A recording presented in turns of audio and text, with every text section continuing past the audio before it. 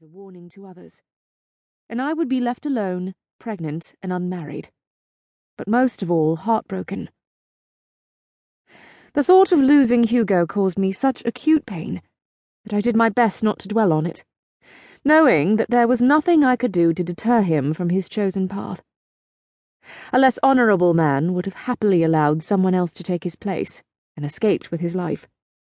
But Hugo wouldn't hear of allowing Max to be tried in his place.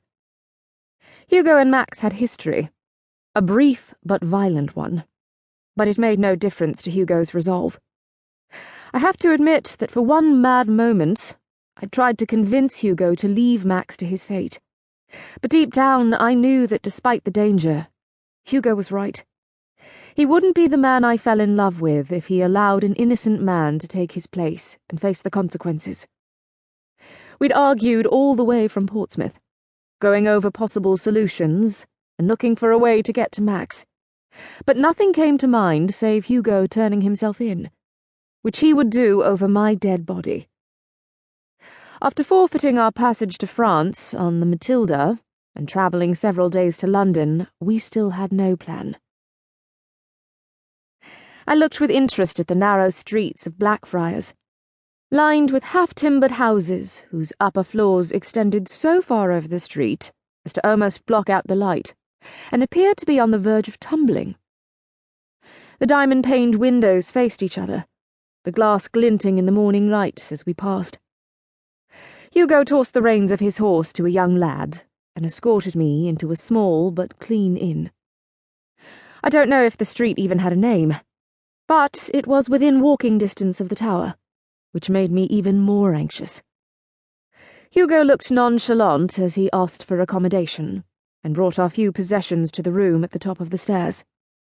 Being on the top floor had its advantages, since the open window caught a fresh breeze off the river and dispelled some of the other odours coming from downstairs, and it gave us a view of the street and the dreaded tower. I couldn't see much beyond the wall, but I thought I could just glimpse a portion of the viewing platform situated just behind it. The tower still housed the royal menagerie, which consisted of many exotic animals, including lions, which were occasionally exercised in a section of the moat by the western entrance. The menagerie had been used exclusively by the monarchs, and their few favourite courtiers since its establishment during the reign of King John in the 12th century. But Queen Elizabeth had decided to open it up to the public, charging 3 halfpence, or a cat or a dog, to be fed to the lions, which also provided entertainment for the masses. The menagerie had been long closed in my day, but it was strange to know that there were wild animals only a few streets away, that devoured live animals for the pleasure of the visitors. I suppose in a time when people went to public executions in droves, that was to be expected, but it still made me uneasy. Hugo set down the bags and came up behind me, putting his arms around me and pulling me against his chest. He didn't say anything, just held me, letting me know in his own quiet way that he knew what I was feeling. He had to be scared, although he'd never admit it, having been raised by a stern father in the 17th century, where men didn't vocalize their feelings, especially when those feelings had anything to do with fear. And he wasn't fool enough not to understand the risk he was taking. I wrapped my arms around his, wishing that I could hold him forever and keep him safe.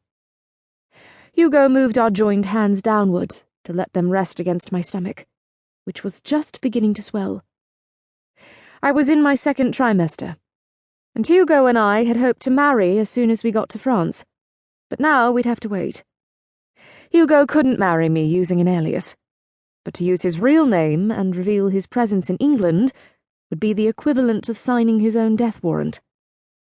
Being a woman of the 21st century, I wasn't terribly bothered by being pregnant and unwed. But I knew that Hugo was deeply distressed by his inability to legalize our union, and it gnawed at his conscience, making him feel as if he were somehow letting me down. "Why don't you lie down for a while and rest?" Hugo suggested, as I leaned wearily against him. "You must be bone-tired."